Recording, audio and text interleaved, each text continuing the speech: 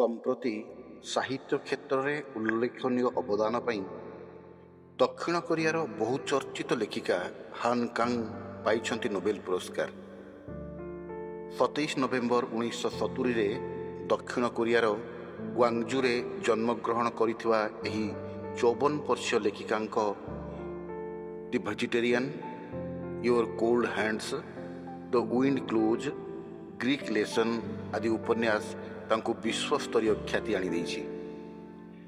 ତାଙ୍କର ଏକ ଗଦ୍ୟ କବିତା ସଂକଳନ ଦ ହ୍ୱାଇଟ୍ ବୁକ୍କୁ ନେଇ ଏଠି ଏକ ଚମତ୍କାର ଭାବଗମ୍ଭୀର ଆଲେଖ ବାଢ଼ିଛନ୍ତି ସୁଖ୍ୟାତ ଓଡ଼ିଆ ଲେଖକ ଓ ପ୍ରବୀଣ ଅନୁବାଦକ ଶ୍ରୀ ପ୍ରଦୀପ କୁମାର ରାୟ। କ'ଣ କହନ୍ତି ଶ୍ରୀ ରାୟ ଲେଖିକା ହାନ୍ କାଙ୍ଗ ଓ ହ୍ୱାଇଟ୍ ବୁକ୍କୁ ନେଇ? ହାନ୍ କାଙ୍ଗ ଦ ହ୍ୱାଇଟ୍ ବୁକ୍। ଦକ୍ଷିଣ କୋରିଆର କବି, ଗାଳ୍ପିକା ତଥା ଔପନ୍ୟାସିକା, Seoul institute of ଆର୍ଟସର creating writing ବିଭାଗର ପ୍ରଫେସର ହାନ୍ କାଙ୍ଗ 2024 ବର୍ଷ ପାଇଁ ସାହିତ୍ୟରେ ପାଇଛନ୍ତି ନୋବେଲ ପୁରସ୍କାର। ତାଙ୍କର ଏହି ନୋବେଲ ସ୍ୱୀକୃତି ପଶ୍ଚାତରେ ରହିଛି କ୍ଷୁରଧାର ଓ କାବ୍ୟମୟ ଗଦ୍ୟ, ଯାହା ଇତିହାସର ଯନ୍ତ୍ରଣାଦଗ୍ଧ ଘଟଣାକୁ ଉପଜୀବ୍ୟ କରି ମାନବ ଜୀବନର ଭଙ୍ଗୁରତାକୁ ଉନ୍ମୋଚିତ କରେ। ଆଲୋକର ପାଦ ପ୍ରତିବକୁ ନେଇ ଆସେ ଜୀବନର ନାନା ଉତ୍ଥାନ ପତନ, ଦୁଃଖ ବେଦନାର ଅନୁଭୂତି, ଐତିହାସିକ ଡ୍ରାମା, ଅଦୃଶ୍ୟ ଅନୁଶାସନ। ତାଙ୍କର ନିରୀକ୍ଷାଧର୍ମୀ ଓ କାବ୍ୟମୟ ଲେଖନ ଶୈଳୀ ଗଦ୍ୟ ସାହିତ୍ୟର ଭଣ୍ଡାରରେ ଏକ ଅଭୂତପୂର୍ବ ବ୍ୟତିକ୍ରମ, ଯାହା ତାଙ୍କୁ ସଫଳତାର ଶୀର୍ଷରେ ପହଞ୍ଚାଇ ଦେଇଛି। ଏହି ପ୍ରସଙ୍ଗରେ ନୋବେଲ କମିଟି କହନ୍ତି, କାବ୍ୟର ସମ୍ମିଶ୍ରଣ ଘଟାଇ ଗଦ୍ୟର ନୂତନ ଧାରାର ପ୍ରବର୍ତ୍ତନ କରାଇଛନ୍ତି ହାନ୍ କାଙ୍ଗ। ତାଙ୍କର ଲେଖନୀ ବିଭିନ୍ନ ଧରଣର ଶୈଳୀକୁ એકତ୍ର କରି ନୂତନ କିଛି ତିଆରି କରିଛି। ଏସବୁ ସୃଷ୍ଟି, ନୃଶଂସତା, ଶୋକ ଏବଂ ପିତୃତନ୍ତ୍ର ପରି ଜଟିଳ ବିଷୟଗୁଡ଼ିକୁ ସମ୍ବୋଧନ କରିଥାଏ। ହାନ୍ କାଙ୍ଗଙ୍କର ସୃଷ୍ଟି ସମୂହ ଭିତରେ ଦ ଭେଜିଟେରିଆନ୍ ଉପନ୍ୟାସକୁ ଶ୍ରେଷ୍ଠ ସୃଷ୍ଟି ଭାବରେ ବିବେଚନା କରାଯାଇଛି। ଏହା ମୂଳତଃ 1992 ମସିହାରେ କୋରିଓ ଭାଷାରେ ରଚିତ ତାଙ୍କର କ୍ଷୁଦ୍ର ଗଳ୍ପ ଦ ଫ୍ରୁଟ୍ ଅଫ୍ ମାଇ ଓମେନ୍ର ଭାବବସ୍ତୁ ଉପରେ ଆଧାରିତ ଏକ ପୂର୍ଣ୍ଣାଙ୍ଗ ଉପନ୍ୟାସ। କ୍ଷୁଦ୍ର ଗଳ୍ପ ରଚନାର ଦୀର୍ଘ 10 ବର୍ଷ ପରେ ସେହି କ୍ଷୁଦ୍ର ଗଳ୍ପଟିକୁ ସେ ଉପନ୍ୟାସର ରୂପ ଦିଅନ୍ତି। 2007 ମସିହାରେ ତାହା ପ୍ରଥମେ କୋରିଓ ଭାଷାରେ ପ୍ରକାଶିତ ହୁଏ ଏବଂ 2015 ମସିହାରେ ତାହା ଇଂରାଜୀରେ ଅନୁବାଦ କରନ୍ତି କୋରିଓ ଭାଷାର ଜନପ୍ରିୟ ବ୍ରିଟିଶ ଅନୁବାଦିକା ଡେବୋରା ସ୍ମିଥ୍। ଇଂଲଣ୍ଡ ଏବଂ ଆମେରିକାରେ ଏହି ଉପନ୍ୟାସର ଇଂରାଜୀ ଅନୁବାଦ ପ୍ରକାଶ ପାଇବା ପରେ ହିଁ ହାନ୍ କାଙ୍ଗଙ୍କର ଭାଗ୍ୟର ଦରଜା ଖୋଲିଯାଏ। 2016 ମସିହାରୁ ସମଗ୍ର ବିଶ୍ୱରେ ଜଣେ ଔପନ୍ୟାସିକା ଭାବରେ ସେ ପ୍ରସିଦ୍ଧି ଅର୍ଜନ କରନ୍ତି। ଏହାପରେ ଏହି ଉପନ୍ୟାସଟି ବିଶ୍ୱର ଅନ୍ୟାନ୍ୟ 13ଟି ଭାଷାରେ ଅନୁଦିତ ହୁଏ। ଇଂରାଜୀ ଭାଷାରେ ଅନୁବାଦ ହେବା ଫଳରେ 2016 ମସିହାରେ ଏହି ଉପନ୍ୟାସ ପାଇଁ ସେ ମ୍ୟାନ୍ ବୁକର ଇଣ୍ଟରନ୍ୟାସନାଲ ପୁରସ୍କାର ଲାଭ କରନ୍ତି ଏବଂ ଏହି ଉପନ୍ୟାସ ତାଙ୍କୁ 2024 ବର୍ଷ ପାଇଁ ନୋବେଲ ପୁରସ୍କାର ବି ଆଣିଦିଏ।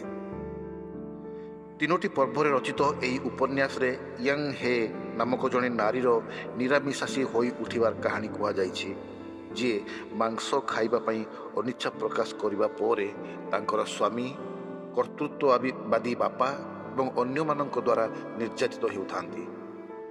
ଏହି ନିଷ୍ଠୁରତାର ଆତଙ୍କ ନେଇ ନିଶ୍ଚଳ ଏକ ବୃକ୍ଷ ପରି ବଞ୍ଚି ରହିବାର ପ୍ରଚେଷ୍ଟା କରୁଥାନ୍ତି ସେହି ନାରୀ ୟଙ୍ଗ ହେ। ତାଙ୍କର ଉଦ୍ଭିଦମୟ ସେହି ରାଜ୍ୟ ଏକ ପକ୍ଷରେ ଯେପରି ଆକର୍ଷଣୀୟ, ଅପର ପକ୍ଷରେ ସେହିପରି ଅନ୍ଧକାରମୟ ଏବଂ ବିପଜ୍ଜନକ ମଧ୍ୟ। ହାନ୍ କାଙ୍ଗଙ୍କର your cold hands, the wind close, Greek lesson ପରି ଏକାଧିକ ଲୋକପ୍ରିୟ ଉପନ୍ୟାସ ପରେ 2016 ମସିହାରେ ପ୍ରକାଶ ପାଏ ତାଙ୍କର ଦ ହ୍ୱାଇଟ୍ ବୁକ୍। ଏହା ଏକ ଆତ୍ମଜୈବନିକ ଗଦ୍ୟ କବିତାର ସଂକଳନ। ଏହି ସଂକଳନରେ ତାଙ୍କର 64ଟି ସଂକ୍ଷିପ୍ତ ଗଦ୍ୟ କବିତା ରହିଛି, ଯାହା ଜନ୍ମ ପରେ ମାତ୍ର 2 ଘଣ୍ଟା ପାଇଁ ବଞ୍ଚି ରହିଥିବା ଏବଂ ସଦ୍ୟ ମୃତ୍ୟୁବରଣ କରିଥିବା ତାଙ୍କର ସାନ ଭଉଣୀର ସ୍ମୃତିକାତରତାରୁ ଉଦ୍ଭବ। ଏହି ଗଦ୍ୟ କବିତା ସଂକଳନରେ ହାନ୍ କାଙ୍ଗ ନିଜ ଭିତରେ ଜମାଟ ବାନ୍ଧି ରହିଥିବା ଗଭୀର ଅବବୋଧର ଆଲୋକରେ ଜୀବନ ଓ ମୃତ୍ୟୁକୁ ରଙ୍ଗ ଓ ରୂପର ପ୍ରିଜିମ୍ରେ ପ୍ରତିଫଳିତ କରାଇଛନ୍ତି। 2018 ମସିହାରେ ଏହି ଗଦ୍ୟ କବିତା ସଂକଳନ the white book Man Booker international prize ପାଇବା ପାଇଁ ସର୍ଟଲିଷ୍ଟେଡ୍ ମଧ୍ୟ ହୋଇଥାଏ। ହାନ୍ କାଙ୍ଗଙ୍କ ପାଇଁ ସାହିତ୍ୟ ଚର୍ଚ୍ଚା ଯେମିତି ଶଲ୍ୟ ଚିକିତ୍ସକଙ୍କ ପରି ଏକ ଅସ୍ତ୍ରୋପଚାର, ଯେଉଁଠାରେ ମାନବିକ ଆତ୍ମାକୁ ବ୍ୟବଚ୍ଛେଦ ମାଧ୍ୟମରେ ସେ ତାହାର ଆନୁଷଙ୍ଗଗୁଡ଼ିକର ଚାରିପାଖରେ ସୂକ୍ଷ୍ମ ସୂତାର ଆଖ୍ୟାନ ବୁଣନ୍ତି। ଏହା ମଧ୍ୟରେ ସେ ମାନବ ଜୀବନର ବେଦନା, କ୍ଷତ, ଆକାଂକ୍ଷା ଓ ମୁକ୍ତିର ଥିମ୍କୁ ପାଠକମାନଙ୍କ ଭିତରେ ସଞ୍ଚାରିତ କରନ୍ତି। ହାନ୍ କାଙ୍ଗଙ୍କର ଦ ହ୍ୱାଇଟ୍ ବୁକ୍ସର କେତୋଟି ଅନୁଚ୍ଛେଦର ଅନୁବାଦ ଏଇଠି ଉପସ୍ଥାପିତ। ଥନର କ୍ଷୀର। 22 ବର୍ଷ ବୟସ୍କା ଜଣେ ନାରୀ ଘର ଭିତରେ ଶୋଇ ରହିଛନ୍ତି ଏକା। ଶନିବାର ସକାଳ, ତଥାପି ଘାସ ଉପରେ ଲାଖି ରହିଛି ପ୍ରଥମ ଶିଶିର। ତାଙ୍କର 25 ବର୍ଷ ବୟସ୍କ ସ୍ୱାମୀ କୋଦାଳଟିଏ ଧରି ପାହାଡ଼ ଉପରକୁ ଯାଇଛନ୍ତି ଗତକାଲି ଜନ୍ମିଥିବା ଶିଶୁଟିକୁ କବର ଦେବା ପାଇଁ। ନାରୀଟିର ଫୁଲିଥିବା ଆଖି ଠିକ୍ ଭାବରେ ଖୋଲୁନାହିଁ। ଦେହର ବିଭିନ୍ନ ସ୍ଥାନରେ ଦରଜ, 2 ଆଣ୍ଠୁ ଫୁଲି ଯାଇଛି ଏବଂ ଠିକ୍ ସେତିକିବେଳେ ପ୍ରଥମ ଥର ପାଇଁ ସେ ତାଙ୍କ ଛାତିରେ ଉଷ୍ମତାର ବନ୍ୟା ଅନୁଭବ କରନ୍ତି। ସେ ଉଠି ବସନ୍ତି, ଅନଭ୍ୟସ୍ତ ହାତରେ ସ୍ତନକୁ ଚାପି ଧରନ୍ତି। ପ୍ରଥମ ଏକ ଜଳୀୟ ହଳଦିଆ ଅଠାଳିଆ, ତାପରେ ମସୃଣ ଧଳା କ୍ଷୀର। ଦ୍ୱିତୀୟ, ସେ ତାର ଜୀଇ ରହିବାର କଥା ଭାବେ ସେଇ କ୍ଷୀର ପିଇ। ମୁଁ ଗତାନୁଗତିକ ଶ୍ୱାସ ପ୍ରଶ୍ୱାସର କଥା ଭାବେ, ସ୍ତନ ବୃନ୍ତରେ ଟିକି ଟିକି ନରମ ଓଠର କଥା ଭାବେ ତାକୁ କ୍ଷୀର ଛଡ଼େଇବା ଏବଂ ତାପରେ ଭାତ ଡାଲିରେ ବଢ଼ି ଉଠିବା, ବଡ଼ ହେବା, ଜଣେ ନାରୀ ହୋଇ ଉଠିବା ଗୋଟିଏ ଗୋଟିଏ ସଙ୍କଟ ଭିତରେ। ପ୍ରତିଥର ମୁଁ ସେହି ମୃତ୍ୟୁର କଥା ଭାବେ, ଯେତେବେଳେ ସେ ଦୃଢ଼ ଭାବରେ ଆଗେଇ ଯାଏ ତାର ପିଠିରେ ମୃତ୍ୟୁକୁ ବୋହି ନେଇ। ମୋର ନାହିଁ, ଈଶ୍ୱରଙ୍କ ରାଣ ମୋର ନାହିଁ, କାରଣ ଏହି ଶବ୍ଦ ଗୁଡ଼ିକ ହିଁ ଏଭଳି ତାର ଶରୀରରେ ଗୋଟିଏ ତାବିଜ ପରି। ଏବଂ ମନେ ହୁଏ ମୋ ପରିବର୍ତ୍ତେ ଏଠାକୁ ସେ ଆସିଛି, ଏହି କୌତୂହଳମୟ ସହର ପାଖକୁ, ଯାହାର ମୃତ୍ୟୁ ଏବଂ ଜୀବନ ତାର ନିଜର। ତୃତୀୟ, ଧଳା ଲୁଗାର ଥାନ। ନବଜାତ ଶିଶୁର ଚାରିପାଖରେ ଗୁଣ୍ଡ ବରଫ ପରି ଧଳା କନା। ଗର୍ଭରୁ ବାହାରିଲେ ଯେପରି ଭାବରେ ତାକୁ ନର୍ସ କନାରେ ଶକ୍ତ ଭାବରେ ଗୁଡ଼ାଇ ଦିଏ, ଯେପରି ଆକସ୍ମିକ ଅଭିକ୍ଷେପଣରେ ଧକ୍କା ଖାଇ ଅସୀମତା ଆଡ଼କୁ ନେଇ ନଯାଏ। ବ୍ୟକ୍ତି ଯେତେବେଳେ ଫୁସ୍ ଫୁସ୍ ଭରି ପ୍ରଥମ ଶ୍ୱାସ ନେବା ଆରମ୍ଭ କରେ, ସେହି ବ୍ୟକ୍ତି ଜାଣେ ନାହିଁ ଏମାନେ କିଏ, କେଉଁଠାରୁ ଆସିଛନ୍ତି ଏବଂ କ'ଣ ଆରମ୍ଭ ହେଲା। ସମସ୍ତ ଅଳ୍ପ ବୟସ୍କ ପ୍ରାଣୀଙ୍କ ଭିତରେ ସବୁଠାରୁ ଅସହାୟ, ଏପରିକି ନବଜାତ ଗୋଟିଏ କୁକୁଡ଼ା ଚିଆଁଠାରୁ ମଧ୍ୟ ସେ ପ୍ରତିରକ୍ଷାହୀନ। ନାରୀ ଜଣକ ରକ୍ତକ୍ଷରଣ ହେତୁ ଶେତା ମୁହଁରେ କାନ୍ଦୁଥିବା ଶିଶୁଟି ଆଡ଼କୁ ଚାହେଁ। ହତବାକ୍ ହୋଇ ସେ ତାର କନାରେ ଗୁଡ଼ା ହୋଇଥିବା ଶରୀରଟା ନିଜ କୋଳକୁ ନିଏ। କେମିତି ଏହି କାନ୍ଦ ବନ୍ଦ ହେବ ତଥାପି ସେ ଜାଣେ ନା। କେମିତି ଥିଲା ସେ ଅସହ୍ୟ ଯନ୍ତ୍ରଣା ଭିତରେ। ଅପ୍ରତ୍ୟାଶିତ ଭାବରେ ଶିଶୁଟି କାନ୍ଦିବା ବନ୍ଦ କରେ। ଅଚିହ୍ନା ଏକ ବାସ୍ନା ପାଇଁ ବି ହୋଇପାରେ, କିମ୍ବା ସେ ଚାହିଁ ରହିଛି ଅଚିହ୍ନା 2ଟି କଳା ଆଖିଡୋଳା ଏବଂ ନାରୀଟିର ମୁହଁ ଆଡ଼କୁ। ଜାଣେ ନା ଏହା ଏଭଳି କେଉଁ ମୁହୂର୍ତ୍ତ ଯେଉଁଠାରେ 2 ଜଣ ମିଶି ଯାଉଛନ୍ତି, ଯୋଡ଼ି ହୋଇଯାଉଛନ୍ତି। ନୀରବତାର ମୁହୂର୍ତ୍ତ ପ୍ରବାହିତ ହେଉଛି ରକ୍ତଗନ୍ଧରେ, ଯେତେବେଳେ 2ଟି ଶରୀରର ମଝିରେ ଶୋଇ ରହିଛି ଧଳା କନାର ଥାନ।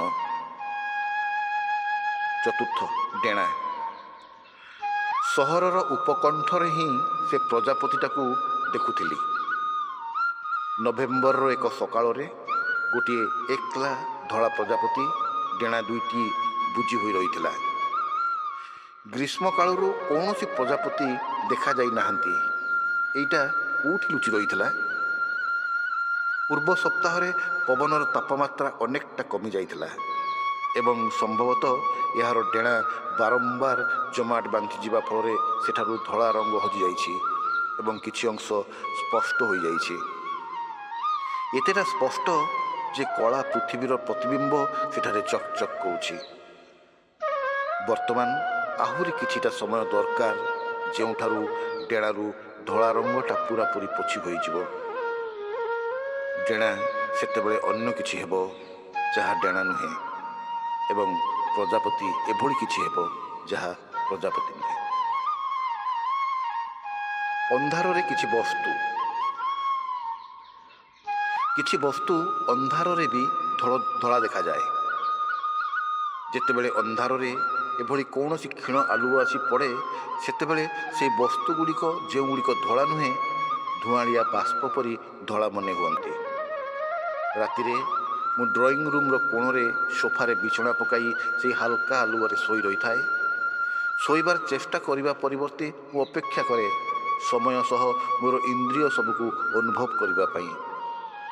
ଝର୍କା ବାହାରର ଗଛଗୁଡ଼ିକ ଧଳା ପ୍ଲାଷ୍ଟରର କାନ୍ଥରେ ଛାୟା ପକାନ୍ତି। ମୁଁ ସେହି ବ୍ୟକ୍ତିଙ୍କ ସମ୍ପର୍କରେ ଚିନ୍ତା କରେ ଯିଏ ଏହି ସହର ପରି ତାରି ଚେହେରା ସହିତ ମିଶାଏ।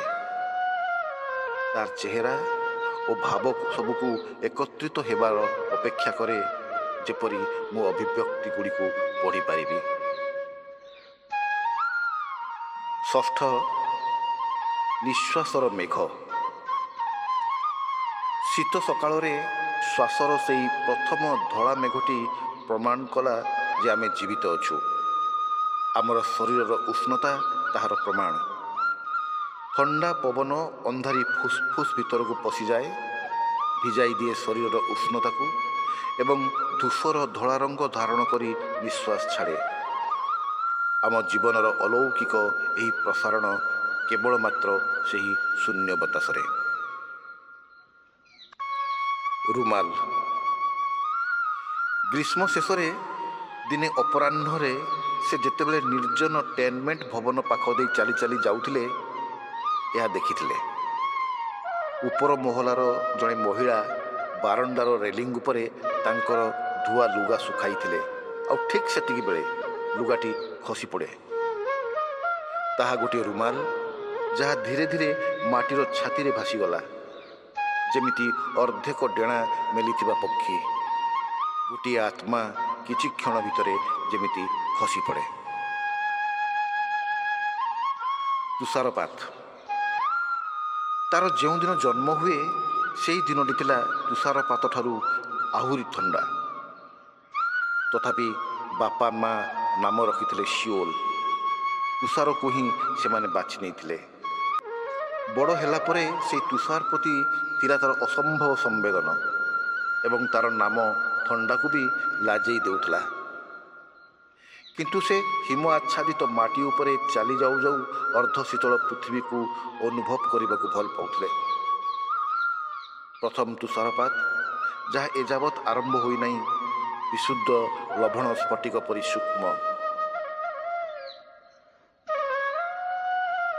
ପ୍ରଥମ ତୁଷାରପାତ ଯାହା ଏଯାବତ୍ ଆରମ୍ଭ ହୋଇନାହିଁ ତାହା ବିଶୁଦ୍ଧ ଲବଣ ସ୍ଫଟିକ ପରି ସୂକ୍ଷ୍ମ। ତୁଷାରପାତ ଆରମ୍ଭ ହେବା ଫଳରେ ସୂର୍ଯ୍ୟାଲୋକ କିଛିଟା ସେତା ପଡ଼ିଯାଏ। ଉଷ୍ଣ ମୁହଁ ଗୁଡ଼ିକରୁ ବାହାରି ଆସେ ନିଶ୍ୱାସର ଧଳା ମେଘ। ଗଛଗୁଡ଼ିକ ସେମାନଙ୍କର ପତ୍ର ଝରାଇ ଦେଇ କ୍ରମଶଃ ଭାର ହାଲକା କରନ୍ତି। ପଥର ବା କୋଠା ପରି କଠିନ ବସ୍ତୁ କିଛି ଗାଢ଼ ହୋଇ ରହିଛି। ପଛରୁ ଦେଖାଯାଏ ଭାରି କୋଟ୍ ପରିହିତ ପୁରୁଷ ଓ ମହିଳାମାନେ ନିଶବ୍ଦ ଆଲୋଚନାରେ ମଗ୍ନ। ମଣିଷ ଏହା ବି ସହ୍ୟ କରିବା ଆରମ୍ଭ କରିଛି।